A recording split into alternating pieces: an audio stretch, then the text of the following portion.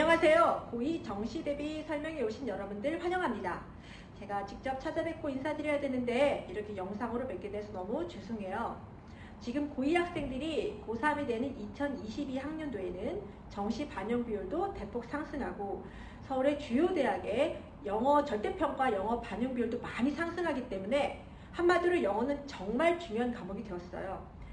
그럼에도 불구하고 고2 학생들이 아직 준비도 되지 않은 채 고3 영어를 그냥 맞이한다면 어떤 문제점이 생길지, 그리고 우리가 무엇을 얼마나 어떻게 준비해야 당황하지 않은 고3 수험생이 되는지를 제가 잘 설명해 드린 영상을 준비했으니까 한번 같이 보실까요?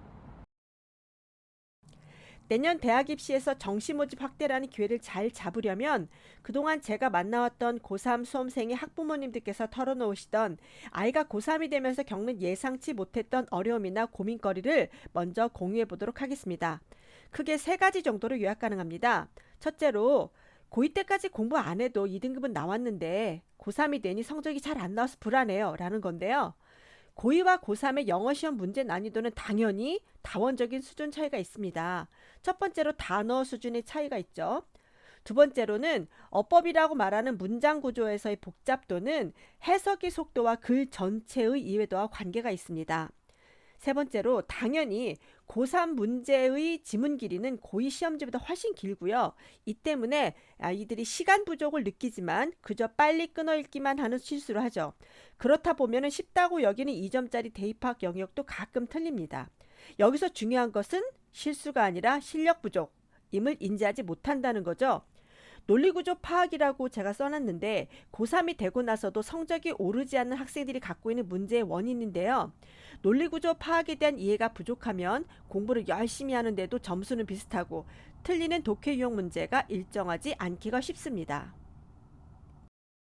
두 번째로 가장 많이 하시는 질문은 빈칸 추론은 잘하는데 쉬운 영역에서 틀려와요 라는 건데요. 올 2021학년도까지는 수능 영어에서 EBS 지문 연계 비율이 여전히 70% 정도를 유지할 겁니다. EBS 공부를 충실하게 한 학생의 경우 연계 체감이 100% 느껴지는 지문이 7문항 정도 나옵니다. 따라서 EBS 연계 문항의 경우 독해 유형이 난이도라기보다 시험 당일 지문이 기억나는가에 문제가 될 수 있습니다. 진짜 영어 지문을 읽고 문제를 푼다라는 개념의 독해 실력은 비연계 문제를 어떻게 처리하느냐의 문제가 될 수 있습니다. 게다가 교육청 모의고사, 평가 모의고사, 사설 모의고사 등에서 EBS 연계 체감률이 다르기 때문에 수험생들의 성적이 예상할 수 없다는 문제점이 있어서 수능 성적에 맞는 대입 전략을 세울 때 영어 성적을 보장하지 못하는 경우가 많습니다. 가장 흔한 세 번째 문의 내용은 푼 문제까지는 틀린 것이 별로 없는데 시간이 부족해서 뒷부분은 틀려요 라는 건데요. 영어 시험의 난이도를 결정하는 것은 지문에 출제된 단어의 수준이나 지문의 길이 혹은 지문의 복잡도, 독해 난이도라고 말하는 단순히 읽어냄으로써 정보가 파악되는지 혹은 지문 정보와 단어나 문맥의 흐름을 통해서 논리적 추론이 가능한지 등으로 결정이 됩니다.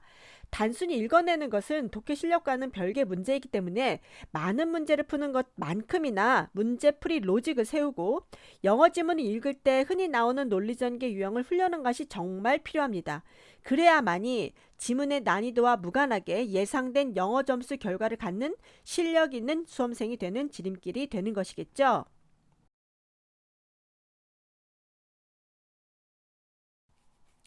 2018학년도 대학 입시에서부터 수능 영어 절대평가제가 도입이 되었었죠.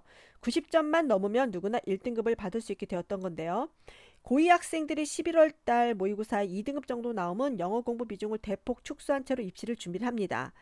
고2와 고3 모의고사가 굉장히 다른데도 불구하고 그냥 그런 식으로 모의고사 좀 풀다가 수능 날까지 성적 변화 거의 없어요. 아니란 생각으로 입시에 대처할 것이란 전망은 적중을 한 거죠. 사실상 절대평가 영어도 지난 3년간 난이도가 들쑥날쑥 왔다 갔다 했는데요. 그래서 영어 절대평가 전환으로 국어나 수학을 잘 봤을 경우에 영어 점수가 좀 낮다 하더라도 뭐 좋은 학교에 갖는 학생이 있다라는 입학 사례가 발생하는 문제점이 노출이 되었었습니다.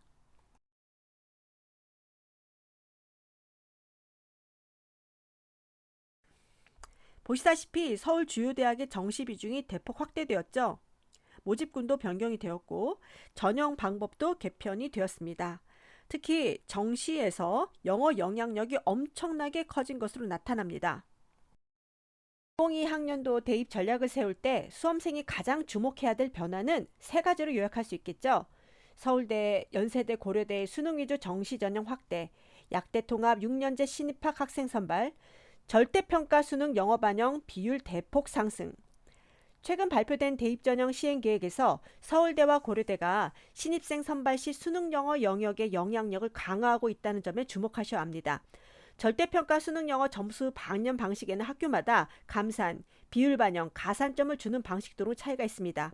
그렇지만 이들 대학의 공통점은 주요 대학 모두 2022 수능 전형에서 영어 영역의 등급 간 점수 차를 확대한다는 것입니다.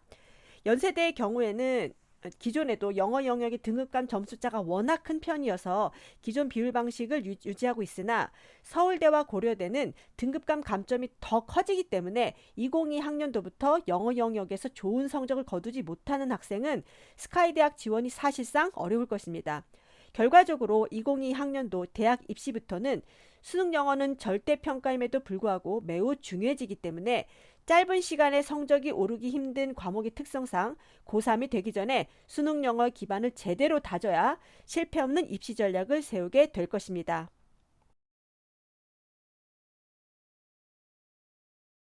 (2022) 수능에서 정시에서의 영어 반영 비율이 달라지고 등급 간의 점수 격차가 굉장히 크게 벌어진다는 외면적인 큰 변화가 있다면 사실상 영어를 가리키는 선생 입장에서는 제일 큰 변화는 EBS 지문 뱉기가 중단된다는 것이죠.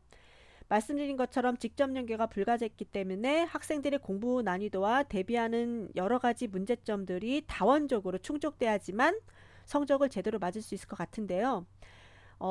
표를 다시 보시면 21번부터 42번까지 봤을 때 2019 학년대에 도입됐던 신유형 문제가 두 개가 있어요. 사실상 문제는 세 개죠. 2019년도에 1등급이 5.3%였던 거 기억하실 것입니다. 새 신유형이 도입했기 때문에 기존의 모의고사나 기출문제 정도만 풀었던 학생은 이런 문제를 처음 본 거예요. 저도 기억이 나는데 6월 모평에 그냥 예고도 없이 문제가 출제가 됐어요. 학생들이 많이 당황을 했었고요. 3점짜리 문제가 두 개 이렇게 출제가 돼서 생각지도 않았던 마이너스 6점이 되었던 거죠. 그러니 예상치도 못한 등급을 받았을 것이고 그 전에 나온 유형이 아니기 때문에 기출문제가 없어서 어떤 모의고사를 풀어도 그 문제를 풀지 못한 채로 수능장을 가는 친구가 굉장히 많았었던 걸로 제가 기억을 합니다. 학생들이 유형별 독해 지문의 난이도도 많이 오해하고 있고요. 말씀드렸다시피 EBS 지문 암기로 문제 풀 때도 있는데 뭐 빈칸은 잘 맞는다라고 오해할 수도 있고, 두 번째는 3점 문항이 어느 정도 어려운지를 변별력이 좀 없다는 거예요. 그러니까 새로운 유형이 올라오면 그 문제가 그렇게 어려운 게 아닌데도 많이 틀린다는 것은 아이들이 그냥 기출문제 방식으로만 문제를 풀기 때문에 약간 문제의 난이도나 출제 방식만 달라져도 틀릴 수 있다는 문제점이 있고요. 가장 큰 문제는 EBS 직접 연계 출제가 중단이 된 것이죠. 그러니까 진짜 기본기가 탄탄한 실력이 있어야만 정시에서 혹은 대학 입시에서 원하는 실력을, 원하는 성적을 받을 수 있는 결과가 생긴다는 것입니다. 마지막으로 2022 대학 입시에서 40%의 정시와 60%의 수시를 충족시키려면 수능 영어를 반드시 1등급을 맞아야 상위권 대학에 진학할 수 있다는 당연한 결론이 나옵니다. 상대적으로 쉽다고 여겨서 오히려 성적이 안 오르는 과목이 되고 있는 영어를 제대로 준비하려면 고3이 되기 전에 탄탄하고 부족한 부분을 제대로 메꿔주는 준비가 필요하겠죠. 해마다 고3을 학생을 받으면서 느끼는 점인데요. 세 가지 정도는 꼭 준비하면 좋겠다라는 생각이 들어서 우리 아이들이 이렇게 준비시키려 해요.